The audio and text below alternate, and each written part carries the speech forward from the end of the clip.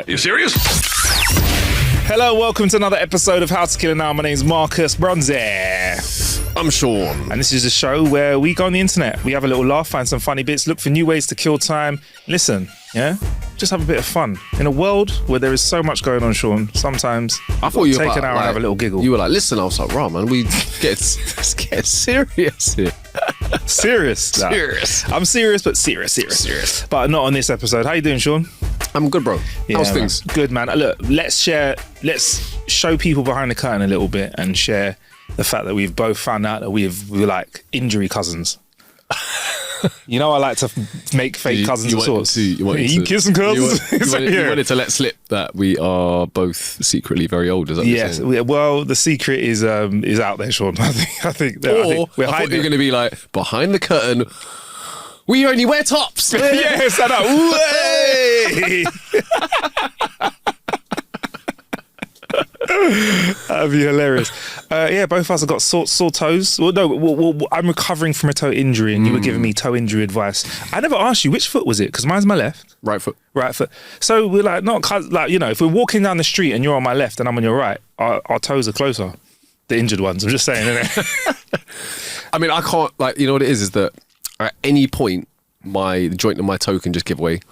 Especially if it's under, so if I'm trying to push off, if I'm trying to play sports or something like that, and then that's it.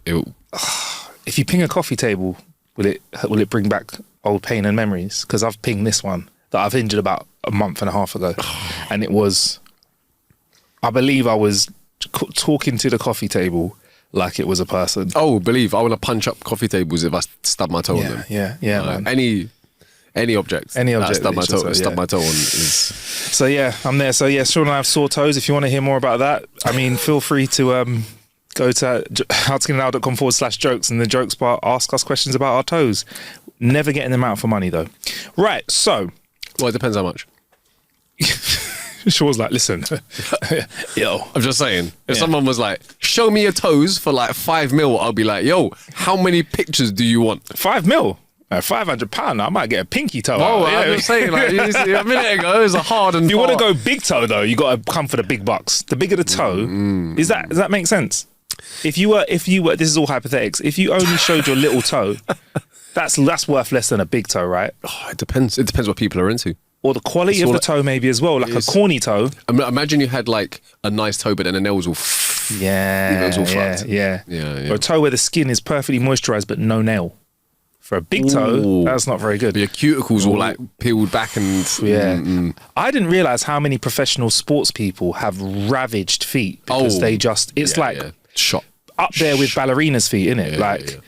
There are... I really don't recommend you Google this. And if you look at footballers' feet, footballers' feet, but also basketball players' feet as well. Foots there as well. Their foots. And it makes sense now because they're probably putting their body under some of the highest demand that the body can take. Week in, week out. Sometimes they're wearing branded shoes that aren't really made for them. I've seen toes throwing up gang signs, bruv. It's mad. Yeah, mad. You know, but whatever, innit? Whatever you want to sacrifice for the sport. So if you've got $5 million, and you really want to see my toes, just let me know. Sean's really doubling down on that one today, innit, Sean? I mean, that's a specific amount. I'm not going to lie. If you came with like 4.5, I'm still not going to say no. It's not a hard and fast rule. Just let me know. Let me know. I think you'd get a pinky out for a pink note. Pinky out for a pinky. That's 50 English pounds if you're not from the UK. Before we move on with today's show, Sean, Tony Massey says that they loved the British insults that we did last week or the week before. Yes. I can't remember. He said, for my favourite insults, cockwomble is up there. You cockwomble. Fantastic. I've got another one to add. It's Cockney rhyming slang, but this is the kind of thing that I think I hear like James May saying. Okay. He says things like, "Oh, damn it, the Rozzers are here" and stuff. The word Burke. You Burke. Right. Do you know what it means? Do you know what the rhyming slang is of it? No, I know what we use it for. If someone does something a bit silly, it's like a teacher would call you a Burke, innit? If you were like, if they saw you doing something like kicking a wet tennis ball down the hallway and it hit the teacher on their knee, they'd be like, come here, you Burke. Could be, but they would actually be calling you a cunt. No way. So the rhyming slang is either Berkeley or Berkshire Hunt. No way. Cunt. Yeah. So someone's like, "Oh, your bird." You're like, "Look it up." Wow. So teachers were out there calling us. You know what? He's not with us anymore, but there was a teacher called Mr. Owen at school. Everyone was getting called Burks, and he knew what he was doing. He knew. He did this trick once. He called over me, and there was another Sean in our year, right? You know he is. Sean M. Yeah. And he called us over, and to one of us, to me protecting each of us, because one of us, he went, we were doing something just silly. And he goes, and he was around other teachers, yeah, Mr. Owen, and he went, "You know what you are? You're a winker. You are an absolute winker." "What are you?" Because you don't want to get in trouble. You're like, "I'm a winker, sir." Because we were like, we weren't high enough in school. Like, I think because once I got to like year 9, they'd be like, "Hey, that's man." But like, I was like, "A winker, sir." And then he turned to the other one of us and went, "Actually, you're not a winker. You're something else. What are you?" "I'm a wanker, sir." "Is it? All right. I was going to call you a wonker." I don't know. All the teachers were like, "Hey." Now piss off. I was like, "Oh, all right, whatever, man." That was funny. So, yeah, anyway. So, favourite joke, favourite insult is cockwomble. Spat out my drink first time I heard that. Weapon. You absolute weapon. I use it as a compliment as well, though, because I like it. When someone's a weapon, I'm like, they're dangerous. Like, you know, you're out with somebody and we all have that friend that, you have a friend that gets drunk quite quickly, but they somehow manage to last the whole night while everyone else is like tapping out. They're just carrying on like they're a weapon. But weapon? Like you weapon or you tool? You tool. Absolute tool. Yeah. You rocket. I've never heard that. No, not in a derogatory way anyway. Yeah. I'll be like, "You damn right." Yeah, damn right. Pocket rocket, I've heard. Pocket rocket. Yeah. Zoomer, I've heard that. That's like, boomer is like old, but Zoomer's like the new version. Like if you're a generation below boomer. What was it? Zoomer. Yeah. So you're like a digital Karen. I thought it meant that you didn't like cats. Run really fast. They're all very well used in Glasgow. An enjoyable piece of show. Keep up the good work. That's the message. Thank you, bro. You go. Very, very civilised way of saying that. And I realised I should have read that in a Scottish accent. Thank you very much, Tony. Massey. Mr. Massey. Mr. Massey. How do I say Tony in a Scottish accent? Tony. What's going on? Tony Massey. Hey, slow down, Tone. Sorry, Tony. So he'll be like, "I'm messing you." Actually, I think I'll speed that. I love this track. All right, anyway, should we crack on, Sean? First bit of the show is our jokes of the week. 3 wealthy brothers wanted to get the best birthday gift for their elderly mother. The first brother said, "I'm going to buy mum a big house." The second brother said, "I'm going to buy mum an expensive sports car." The third brother said, "You guys have got no imagination. I spent the last year paying a small fortune to have a parrot trained in memorising Bible verses because mum loves the Bible." Mum's birthday comes and goes. The 3 brothers all get the same email from their mum. "Mother, to my first son, the big house is nice, but I can hardly get up the stairs and I have to keep the whole place clean myself. To my second son, the car is nice, but my eyes are so bad that I can't drive anymore, so it just sits in the driveway. To my third son, you've given me the best gift of all. It was just what I wanted. Thank you, son. That chicken was delicious." It tickled me. It's a silly little one. A married couple was shopping in a supermarket when the husband picked up a crate of Budweiser and put it in the trolley. "What do you think you're doing?" asked the wife. "They're on offer. Only $25 for 12 cans, he explained. "Put them back," she demanded. "We can't afford it." A few aisles later, she picked up a $50 jar of face cream and put it in a trolley. "Hey, what do you think you're doing?" asked the husband. "It's my face cream," she said. "It makes me look beautiful." He replied, "So do 12 cans of Bud and they're half the price." It's got a point. Get me. Economy's tough these days. And you know what, Sean? We proved the science behind it. I don't know if you remember, we investigated that story. Oh, we did. It does, yeah. Many moons ago now. It did, yeah. Yeah, it was a while back. I don't know what episode it is, but basically there is some truth to beer goggles. Right. A man walks into a bar and says, "Ouch." No, I'm sorry, no. That wasn't the joke. I'm so sorry. It's a classic though. Sorry. It is. A man walks into a bar and the bartender says, "Why the long face?" The man replies, I just found out my wife is sleeping with another man, so I've decided I'm going to drink myself to death. The bartender looks shocked and says, look, mate, I'm sorry, I can't help you do that. The man says, what would you do in my situation? The bartender puffs himself up and says, if I found out a guy was sleeping with my wife, I wouldn't sit around all day feeling sorry for myself. I'd kill the guy with my bare hands. The man jumps up from his stool and says, great idea, thanks, and runs out of the bar. A couple of hours goes by and the bartender's starting to get a little bit nervous about what he said when the man walks back into the bar proudly with a smile on his face. The bartender says nervously, did you kill the guy? Nope, said the man. I slept with your wife. Whiskey, please.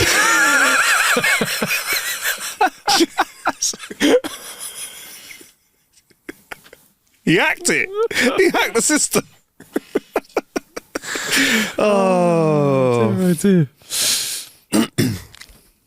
Kids today are so addicted to technology. My niece came up to me and she's saying, oh, she needed a tablet. And when I refused, she started acting unconscious and falling on the ground.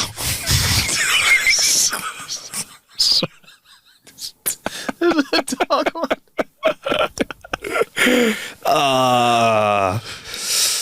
What's your name, boy? The cop asked the young man. Peter, he replied. Do you have a stutter? Asked the cop kindly. No, sir. My dad has a stutter, and the guy who filled out my birth certificate was an arsehole.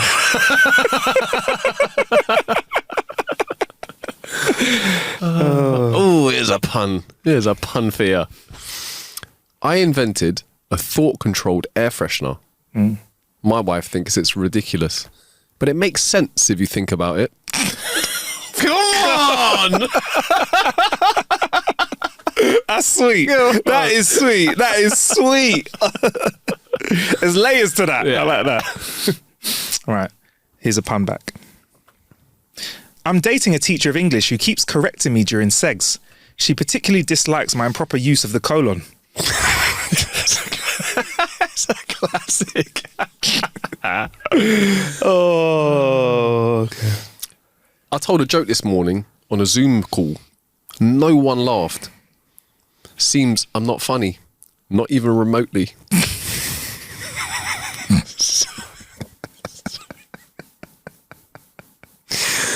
I like it. All right. Okay. Oh, damn. You are so tight. I whisper as I do my budget for the month.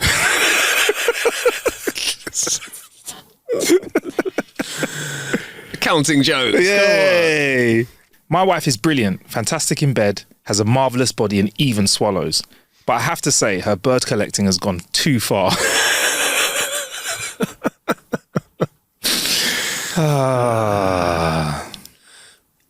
A mother was anxiously awaiting her 20-year-old daughter's return home from a year of overseas travel. As the passengers came through the door into the airport arrivals lounge, the mother noticed right behind her daughter was a man dressed in feathers with exotic markings all over his body and carrying a shrunken head. Seeing her mother, the daughter ran up to her, flung her arms around her, and then introduced the strange-looking man as her new husband. The mother threw her hands up in horror. You never listen to me, darling, she screamed. You never listen. I said, marry a rich doctor. A rich doctor.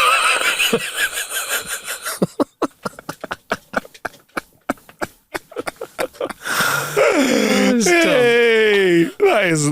I've never heard that before. That's good. I like it. All right. A man asked his wife why she kept staring out of the window.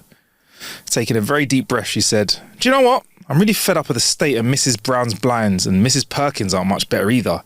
And that Mrs. Lewis's, she's so scruffy. Look at them. They're filthy. They're just not house proud like me. Dirty blinds are an eyesore. And if you were a real man, she says to her husband, you'd do something about it. In fact, you must. I'm not going to stand for it any longer. If you don't, you won't have a wife tomorrow morning. I'll tell you what, says the husband as he peered through the window. I'll see what I can do.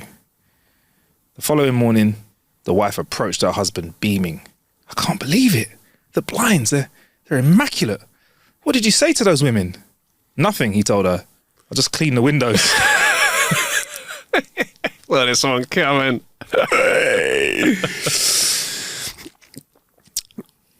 A young woman gets tired of guys her age who couldn't afford any nice restaurants. She's in her mid-20s and wanted to be wined and dined.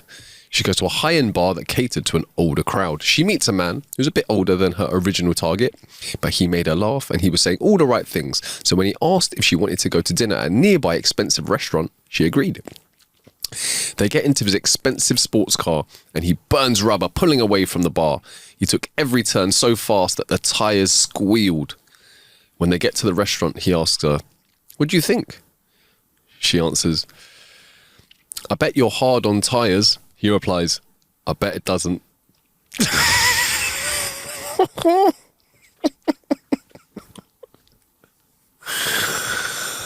better wordplay. I dribbled. I dribbled. It was so funny.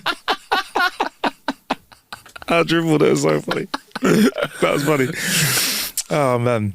Oh, that's good. Right. And those were our jokes of the week. Now, Sean, we have some updates, right? Ooh. Some updates. Ooh. So, Intrigue. this is an episode of updates. So we already did a throwback about the cause of, there being some truth in the beer goggles. In the beer goggles. I have an update for you, Sean. The first of our updates is, and this is visually going to be represented on our YouTube as well, on our videos. But I'll just find the correct page for you, Sean. The first thing I need to show you is, do you remember that we had a situation where, don't mind averting your eyes from the screen for just a moment, Sean, if that's all right. So I averted my gaze. Avert your gaze, yeah. Do you remember we had a clip where I showed you some bots that were fighting, doing kickboxing? Yes. And I also showed you a clip where some bots were playing football. Mm-hmm. Turns out that this was in the same conference and somebody must have been talking shit. Smack, for those of you at home. And the video I'm about to show you is what happens when you get a football bot versus a kung fu bot. So here we go. What? This is a football bot versus a kung fu bot. I can. I'm not gonna lie. Who you got your money on? I mean, from what I saw last time, kung fu bot, football bot, look useless. I will say this: I can only see some of the screen in it because they're. Please wiggle yourself if you need to, Sean, and move. Okay. Adjust yourself so you can see. So you can see the. Is that enough of an adjustment? Yeah. I'll do this. They're going for it. If you can talk us through it, you can see, Sean. Good left. Okay. Good left jab. So right hook. Sorry. We've got football bot versus. Football bot is not doing too well, but football bot is supposed to play football. Football bot is gloved up. Oh, and they trip. Oh, he took a solid left, and he's on the floor, and he doesn't. He doesn't have the dexterity to be able to get up again. Yeah. The knockout looks convincing. Are you hearing the crowd getting into it? Some hooks get hit. There's some oohs and ahs getting. Look, that's a hook, isn't it? It was, but I mean, it's not. It's not. Jab. It's not exactly hitting. Football bot is not. Yeah, but can I be honest? Can I just be honest here? If I can be honest, this is unfair because we should watch the fighting bot play football. We should as well, and also I don't know if you noticed, there's another menacing bot in the background, just looking at them, looking like looks you like chumps. Ex Machina or something. Do you know, like when you have boxing films and they always have like the protege watching the classic fight? That could be the next generation. But yeah, there you go. Quick update: a boxing bot versus a football bot. No surprise there. I'm just going to put it out there, guys. The way the boxing bot, we'll call it a martial arts bot or kickboxing bot moves. Kickboxing. Okay, yeah. The kickboxing bot is way more human-like the way that it moves. Yeah, I agree with you on that. Way more realistic. I agree with you. So that's why I went. Yeah. Actually, I would say that the kickboxing bot would win at football because it moves better. You never know. I mean, if it strike the ball well, that ball is flying.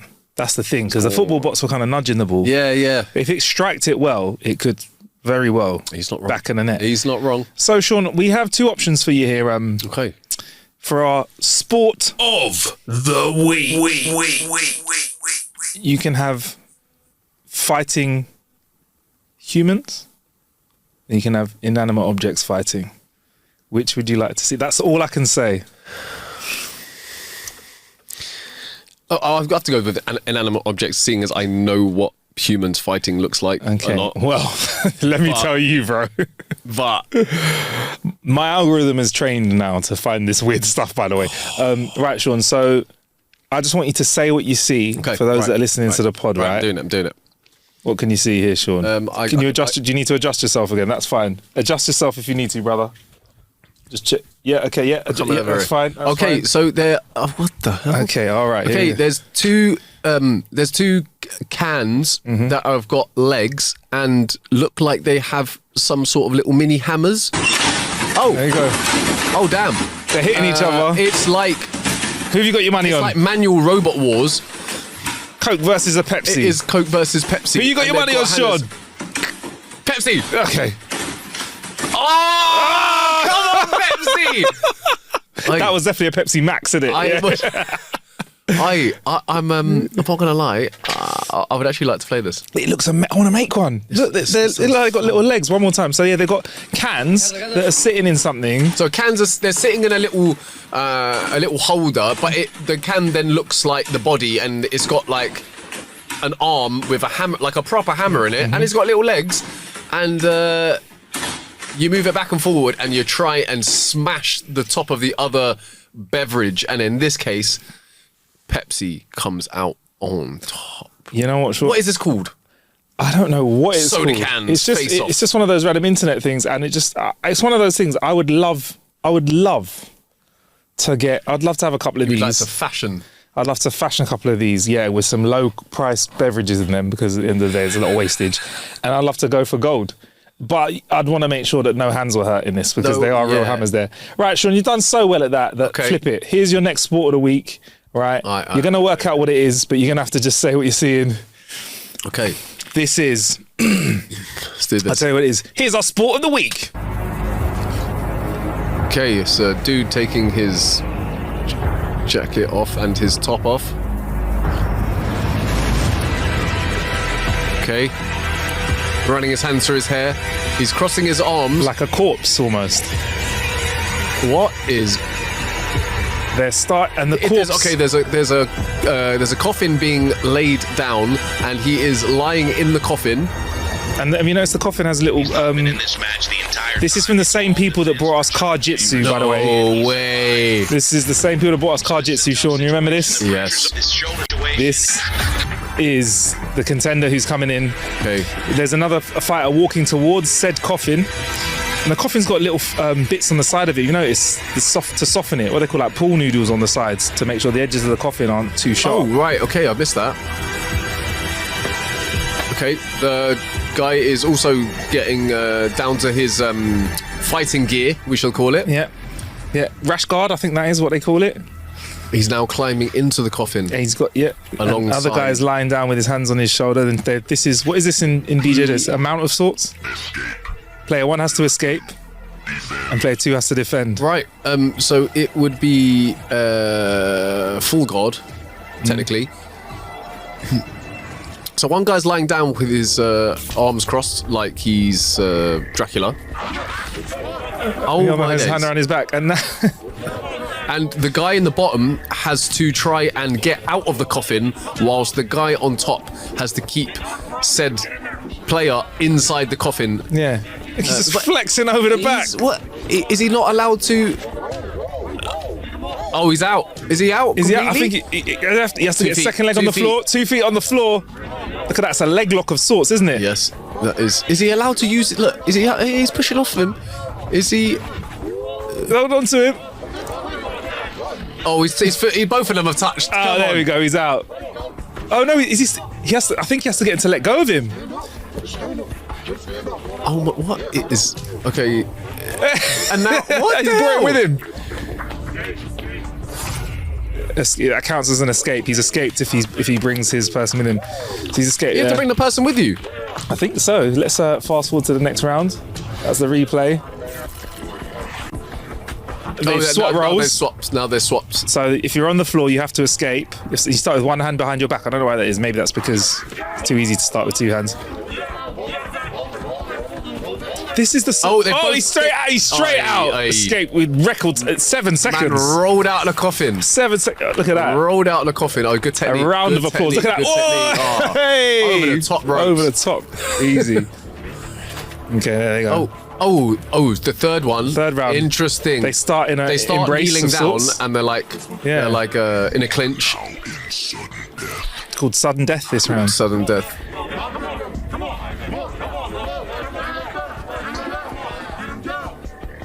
They are wrestling. So basically, this is a really small version of UFC or martial arts where it's a lot of wrestling, or lots of wrestling, should I say, in a tiny little coffin. When I say tiny, a large coffin. It is a large coffin. But still, compared to a ring, it's absolutely a small operating space. Slightly larger than the car jitsu that we saw in the past. Yes. And look, oh, wow. Look at him. These guys are real fighters, though, aren't they, Sean? Like it looks like they know what they're doing. There are some techniques that they're using which you can tell that they understand jiu-jitsu and what the hell? Oh, it's the first one out. He escapes. There you go. So that's it, Sean. That's your. And this is called Coffin Wars. This is called Coffin Wars. I thought Kof Jitsu might be better. You should follow through on the Wow. That is interesting. I'm interested why they decided to use the coffin. A bit of gothic darkness. These guys at the Pro League Network, I think they're just finding new styles of the way to do sports. Like, what if you did what if you did BJJ in a car? We just got another fight with two other guys. Oh, this looks a bit more explosive. Oh, you see the guy in the bottom. He's not using. You see how he's not using his hands. He's not allowed to use his hands. Is he not? Okay, all right. He's like making a thing of it. Okay, he's like saying, "Hey, no hands, no hands." And the first guy, did you see? Like he was like moving around and he wasn't using his hand. But now he's going. He's using his hands now. Now he's going underhooks. Maybe he was making himself heavy so he could stay in the coffin.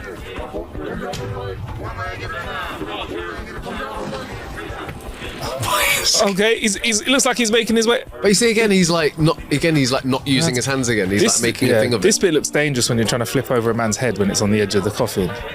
It's softish. He's getting over. Oh, he's broken the side of the coffin. Oh, he's twisted his leg. Escaped.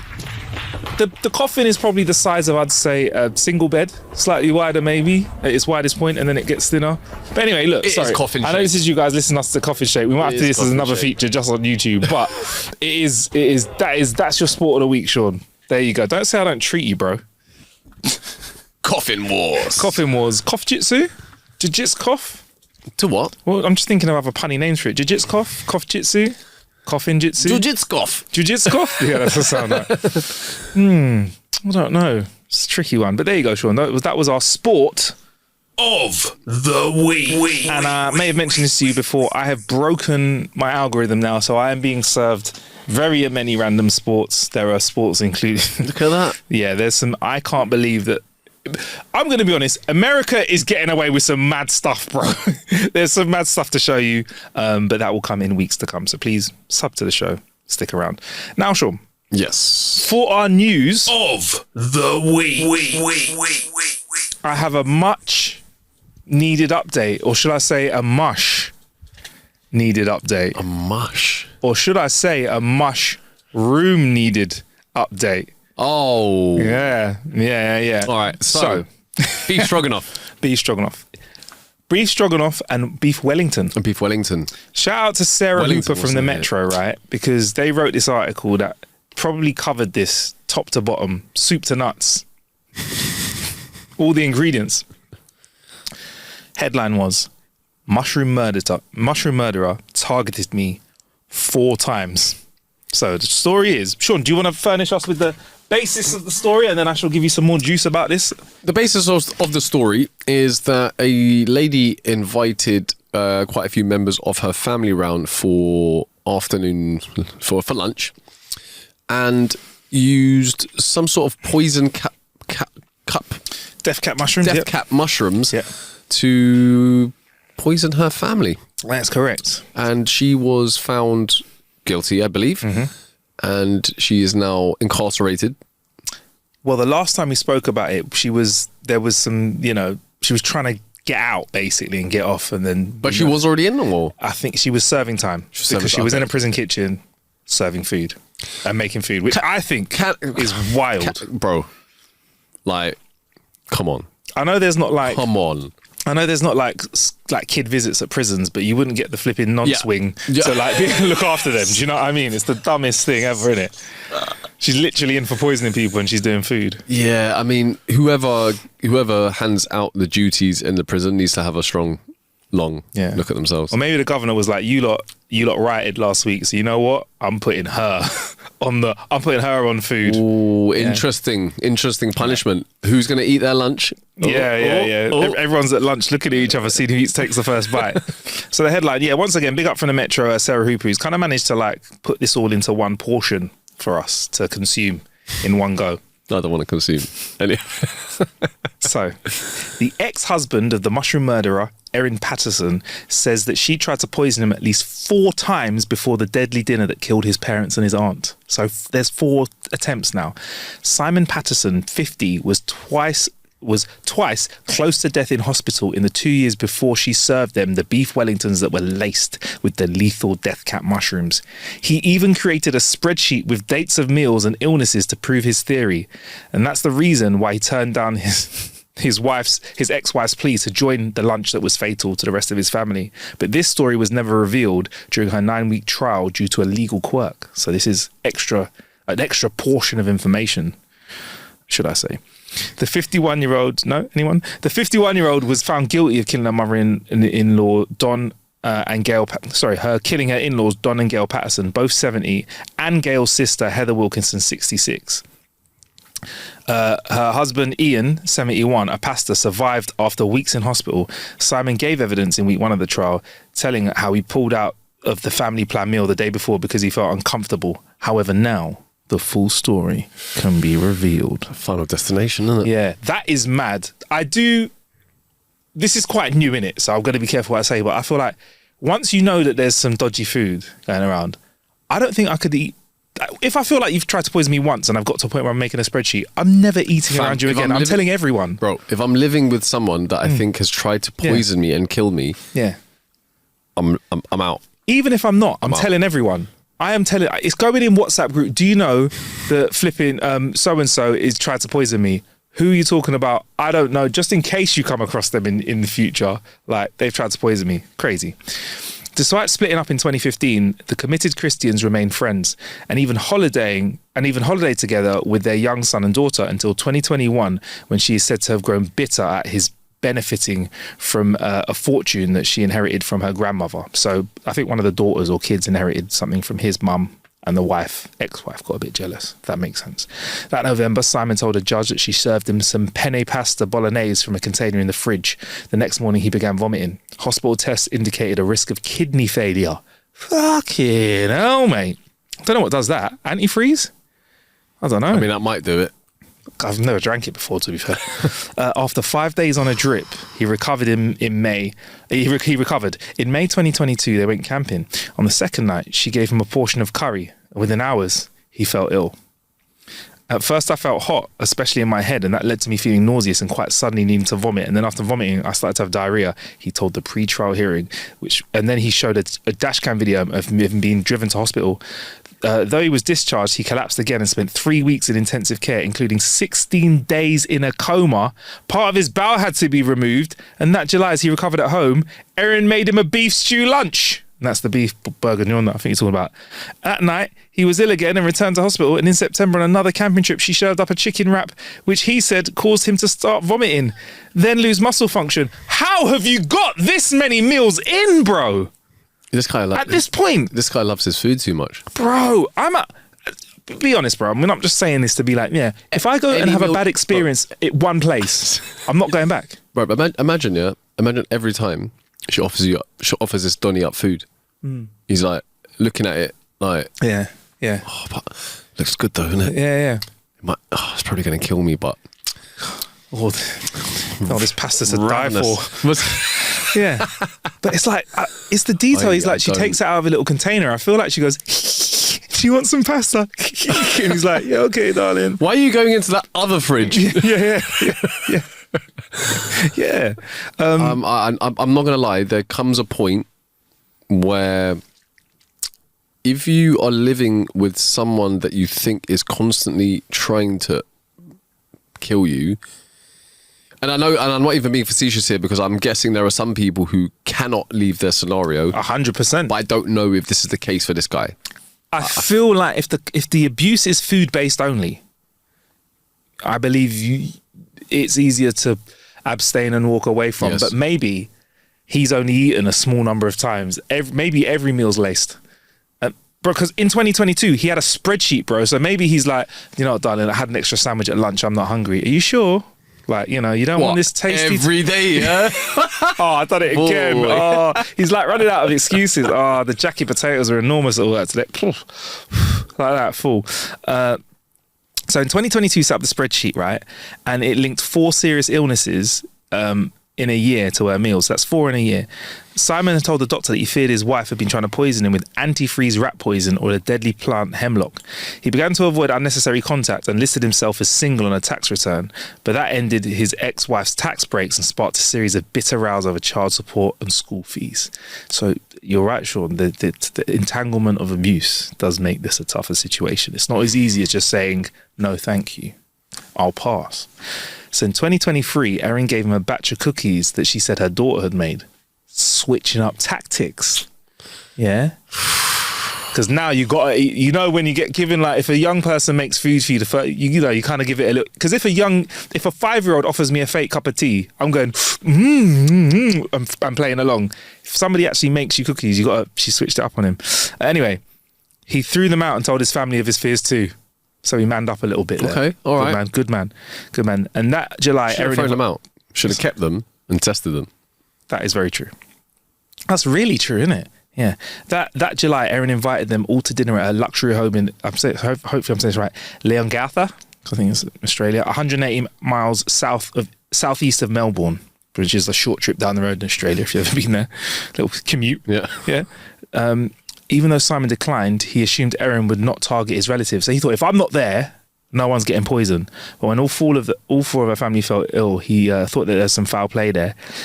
When his dad, who actually died later, Simon did what you just said he should do. Took a little bit of a container of his dad's and took it to the hospital so police would have evidence. And this is what started the murder probe, Sean. You're right. He should have kept evidence as soon as possible. And it's easy to do with that evidence because you know what you do, Sean? That was that was so nice. Can I have a takeaway box? To which she would be like, sure. But crack on. You can have more poison. You can have more potatoes. Are they not? They're not living in the same house. They're not. They're not living together though, but they remain friends. Oh. So you could ask for a takeaway. So she so she didn't poison him while they're a couple. She tries to poison him once they split up. Their relationship has been breaking down by this point over the years. Sorry, I didn't explain that properly. Okay. Yeah.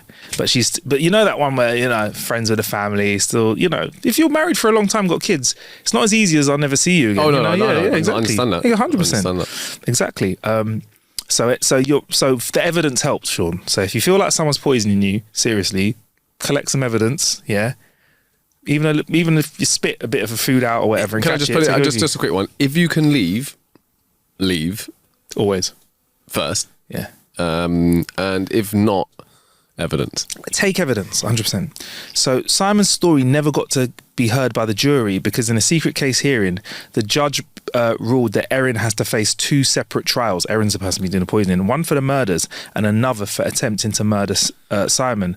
But the second trial was dropped by the prosecutors a week before the first began. You know that weird thing in law, how you have to split?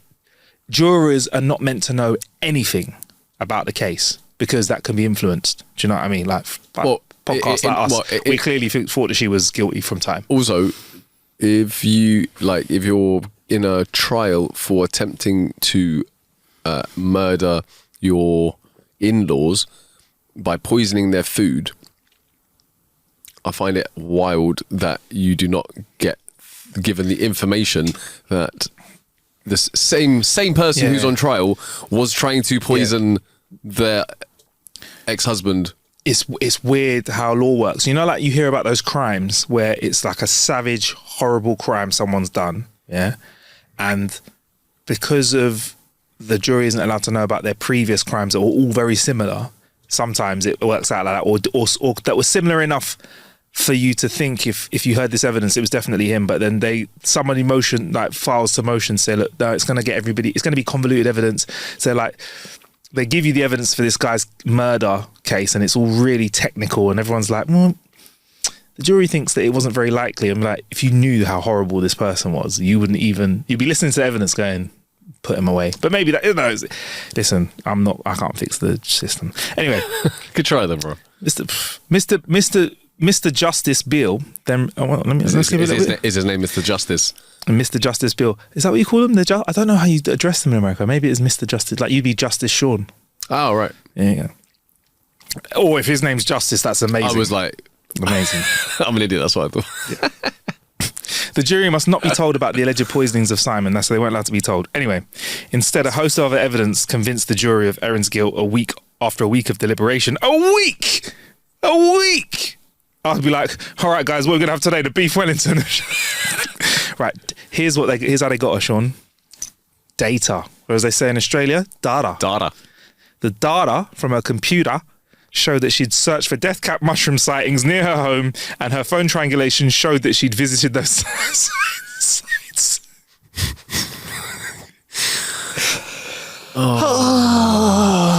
People, honestly. Now, I have to admit, my Google search history, partly because of this show, is in shambles. Right? You can't look at it. I can't believe she did that. Anyway, she said she bought the mushrooms at a Chinese supermarket. Racism. That's a bit of casual racism in there. As if a Chinese supermarket is going to serve deadly mushrooms.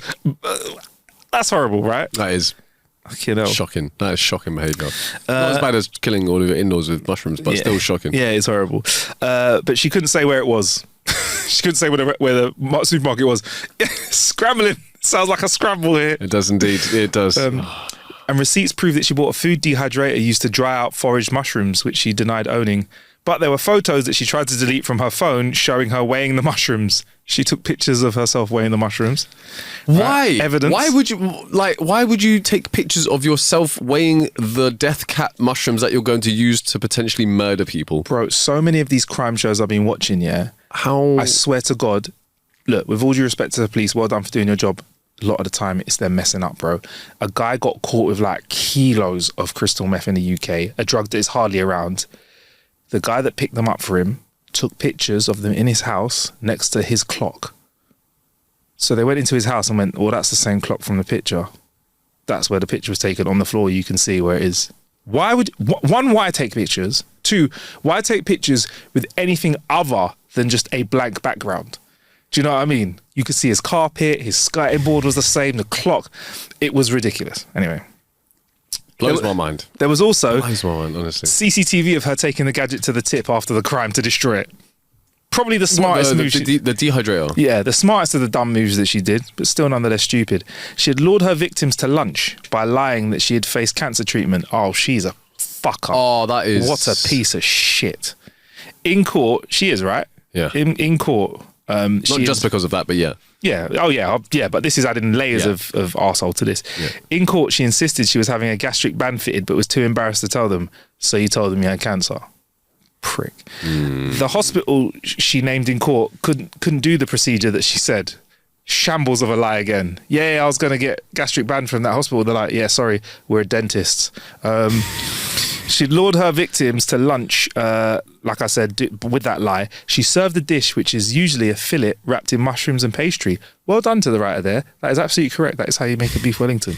I mean, you grossly reduced, well, a reduction of sorts from Sarah Hopper there from the... I'm going to put it out there. I feel like beef Wellington is a fairly tough dish to make. Big man, I've gone to one of those cooking classes where they teach you to do it. The chef basically does the hard work. It's that mushroom stuff that you got to make. I forget what it's called. It has to be dry. It can't be. I'm so sorry. Listen, Sean and I are older. This is how we talk. Has to be dry, so you have to prepare it in a certain way. That was a pre-made for me.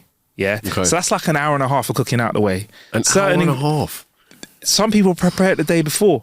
Bro, I'm just putting it out there. Yeah. I have considered writing creating a cookbook. Yeah. And it's going to be called The 1-to-1 Ratio. Yeah, go on. there cannot be a time when the cooking takes longer than the eating. Oh my God. I like, 1 second. Let me just. There's a maximum of preparation and cooking time of like 20 minutes max. I wanted to shorten it to 15, but we'll go 20. But there is lean in 15 though, Sean. So yours has to be fat and faster or something like that. I don't know. There's lean in 15. So Sean, I'm just, because I'm taking you seriously now, but I like it. So you're saying if the sandwich takes 5 minutes to eat, preparation can take no longer than 4 minutes and 59 seconds. Otherwise, there is a diminishing flavour return. I think I'm with you, bro. I think I'm with you, bro. 1-to-1 ratio. Yeah. Is that why sometimes if I just grab a bag of corn, yeah, that's 0 prep time, eat it, this corn's quite nice.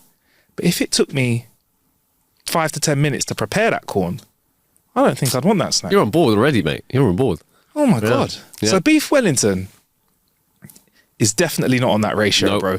I think it took, in the cooking class, it took a couple of hours to get it done and it was delicious. And I remember going, it tasted delicious. The fillet was cooked perfectly. You have to wrap it and unwrap it a couple of times. It's delicious. And I remember saying distinctly, I'm never going to do this again.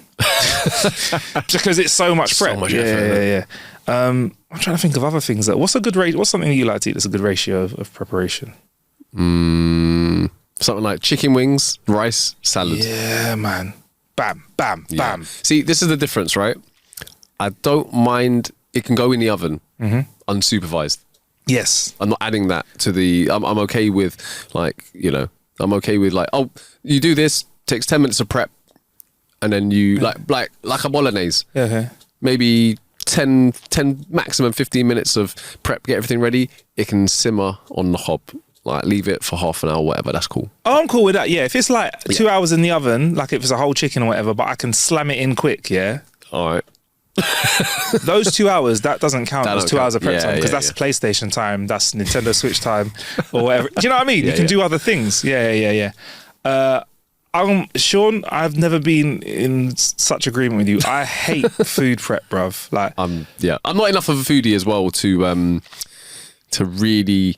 I can't, I would rather just spend 10 minutes and have something that was decent than spend 2 hours and have an amazing meal. I'm like, nah, I'm good. I do love me a kitchen gadget though. I do. What's your favourite kitchen gadget? At the moment, I've got an electric wine opener. It saves so much time. It's got a little thing at the top that you pop off, spin that around at the top of the bottle, gets the foil off, put it on top and just go, and then you go, get the cork back. Pour a glass of wine, you can even pop the cork back in it. Good to go. Bro, it saves me probably 45 seconds of time. I love it. I love it. Because have you ever tried to open a bottle of wine and then, sometimes you mash up the cork? I have. Or you can never seem to find the bottle opener. Because this is electric, it's quite big. Yeah, it's quite phallic. It's quite big, yeah. It's like a big pepper grinder, yeah. Find it, pop it on the wine, open it, closed. I also got a thing that cuts up tomatoes and stuff really quickly. You just throw it in a bowl, pull the lever like you're starting up a chainsaw, cuts it all up. There you go, bosh. See, I do like all these. I like these. Sweet. Same as, I'm not gonna lie, my next kitchen purchase is an air fryer. Sean, as a man of wings, as a wing consumer, let me tell you, bro, air fryers and wings, match made in heaven. I heard from many different sources that the greatest thing that you can put into an air fryer are McDonald's chips. Listen, I don't know, 'cause I've just been told from multiple sources. I can say to you now, get chips from your local chippy, yeah? Or get fries from your local chicken shop, yeah? So let's support local with this one, right? All right. Take them, yeah? Pop them in. Tell you what, bruv. Best fries. Best fries ever. So Best fries ever. Any reheated fries? Any reheated fry I like. I've my favourite things to reheat in a microwave are chips. Like British chips. Microwave. Sorry, air fryer. Sorry, British chips. Nice because it keeps them crispy. A slice of pizza, bro. Yeah. Sensational. Yeah, that kind of stuff is great. Like any beige food as well. Any kind of nug, any kind of strip Yeah, anything like that. Like, yeah, it does really, really well in an air fryer. Sold. But also basic wings and yeah, man. If you want to go, thing is with the air fryer, you can go heavy with the seasoning, or you can go light with the seasoning, and you can still get a good result, a good crispy wing, succulent and juicy on the inside. I'm quite lazy in the kitchen, yeah. So the craziest one that I've seen people say, the laziest one I've seen people say, and I've done this, and I was very surprised, and people can get at me for this. But someone has done lemon juice, salt and pepper, and you kind of get lemon pepper wings. Not at the level of whatever, but you get a good wing out of it. So you can get some wings. And because a lot of people, when I first heard the recipe, I was like, "There's no marinating going on," and they were like, "Bruv, do it and don't talk to me. Do it and talk to me." I had it. It sounds great. It was a smash. In my brain, it sounds great. Go for it. Yeah, the seasoning takes quick, super quick, quick ting. And if that ain't for you, cool, put some bit more seasoning, like cool, whatever. But I'm just saying, nice. Anyway, right, so let's wrap this up, Sean. As her victims felt... flipping hell. Wrapping it up. Here it is. Listen, this is... Otherwise, because this story's getting a bit well done, Sean, so I don't want to overcook it because, you know, I don't want to be tasteless. So she served the dish, usually a fillet wrapped in mushrooms and pastries, like we said, before we digressed, which I enjoyed. And in individual portions with her own one on a different coloured plate. Guys, dinner's served. Let me just get mine from the other oven. Why hasn't yours got a skull and crossbones on it for? You know. As her victims fell ill, she claimed she was sick and that she must have vomited out the poison after binging on some orange cake. Doctors found nothing wrong with her. Erin is now facing life in prison. She has 28 days to appeal before she's sentenced at the same court in Morwell, Victoria. I think I don't think she's appealed, bruv. She's been found guilty and she's doing life. So there you go. That is the end of one of our first ever long time. Oh my God. So we think. Do you think there could be seconds here or dessert? It could be that she kills like all of the inmates. Oh my gosh. Because they're like prime candidate to be our chef. Oh my God. So if this was a movie, there could be The Mushroom Murderer Part 2. Is it The Mushroom Murderer? The second serving.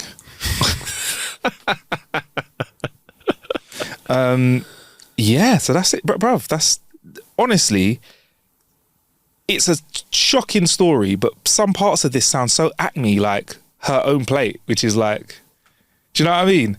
How could you hang around with someone like that? You get me? Horrible. Also, Horrible. Can I just say, I would expect, and this is all I can do is impart my family values onto this story. Mm-hmm.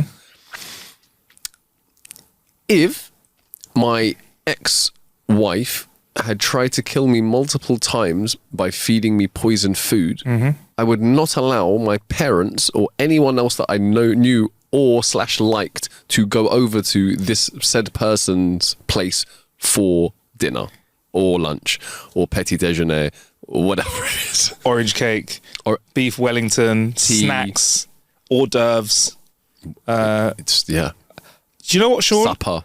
I think this is the most info I could get, and I think you hit on something right. I think there are nuances that no one has, right? But from the info we have, I think I would even raise you by saying the first time someone tried to do this to me, I would make so much noise, if I could, and I'd let everyone know as well, and I'd file a police report immediately, bruv. Also, I wouldn't go back and sleep next to the person that I thought was trying to kill me. Yeah, that's mad. I did think they split up over time though, slowly, but there's no way if I had a spreadsheet, yeah, by the time it gets to spreadsheet, if I'm not telling you, I'm doing you a disservice. I'm in the wrong. Wait, hold on. Imagine, this guy did not tell his in-laws. His parents. Bro. Yeah. Okay, I don't want to be mean. He might have told them, and they might have still been like, "No, it's fine." If he didn't tell them, then there is genuinely some part of it which is his fault. Yeah. Can you imagine the mum? Oh, you've always been a fussy eater. Poison this. He's exaggerating. Oh, bruv, yeah, man. So eat safe out there, okay? I don't know what the moral of the story is, isn't it? More so, don't poison people. That is one of them. And also, don't eat food or allow your loved ones to eat food from someone who has tried to previously poison you many times. I'll make that, and that is Sean's moral of the week. Before we bounce out of it, because we literally got a minute to go, I went to see Kendrick Lamar on Tuesday With Scissor. I thought it was. I heard it was really good. So I was told, but maybe yeah. Sean, Banging 10-10. Amazing. The dude knows how to handle an arena. Scissor smashed it. I'm not as big a fan of her songs as I am of his, but they've got collabs together. It's good chemistry. Mad. Yeah, chemistry is great. Their songs work together. It's mad seeing. I think it's what's Tottenham? I went Tottenham. Great stadium. First time you go in Tottenham to watch a concert. Is it great stadium in the world? Yeah. What is your? What's the capacity there? Is it? What is it? It's 60 something thousand, 65, around 65,000. So it's mad seeing. Obviously, there's always the bit behind the stage that isn't. That's like if it's a football match, but obviously. Yeah. So they ramp it up to 80 plus when they can put seating on the pitch, etc. It was mad. It was standing in the centre. It was mad seeing the mosh, bruv. They were moshing. Oh, is it? Bouncing. Yeah, it was. Honestly, I'm a big fan of Kendrick Lamar, and I'm a bigger fan of him now, man. And it's a great tour to see him and SZA doing stuff together, because it meant that you had rap fans. You had R&B fans as well, so there was a big mixture. So I was on the way there, you kind of spot t-shirts like, I saw like, he's a rap guy. And I was like, oh, there's like young women that are here as well, like wearing football tops and stuff, like American football tops is like a SZA thing. I was like, oh yeah, they're here to see her, but they also get to experience Kendrick. And I think some people left as a fan of both, but came as a fan of one. Yeah, and I think it's very, very smart. Love that. It's good for Kendrick on the arena tour to be supporting like a woman in his team as well, because you see a lot of artists will blow and bring through like another guy, but it's good for him to bring through like a female member of his crew as well, which is good, man. And yeah, it was just vibes. I enjoyed it. I honestly, I'd have gone again on the second day if I could afford it. Yo, damn. No, but it was really, really good. Really, really good. It's got me gassed and liking hip hop again. I'm thinking about Clips, going to see Clips when they're in town, because obviously they got a new album out as well. And I'm just thinking they're going to be like at a forum, so it's going to be a smaller venue. But it's got me thinking I could do with some of this hip hop that's like mature for mature people. Okay. But yeah, that's it. I just thought I'd hit you with that and leave you with that. We'll update you with some more Nintendo Switch stuff as well soon, because we've had the console, and then we're gonna get some games in, and we'll do that soon. But please keep your jokes coming into jokes. I almost did it. howtokillanhour.com/jokes. That's howtokillanhour.com/jokes. Follow us on all the socials as well. And I've been Marcus Bronzy. Who have you been today? Who have you been? Tonight, Matthew, I've been. Most of the youngers won't get that. Yeah, you've been the voice of wisdom today. I've been. You've been the voice of wisdom today. I think it's the nicest thing you've ever said to me. I just want to know, after the show, do you want to come over to mine for a separate portion of beef Wellington on a plate differently coloured to mine? As long as it comes out of a different oven. I'm totally about it. All right, deal. We might see you next time.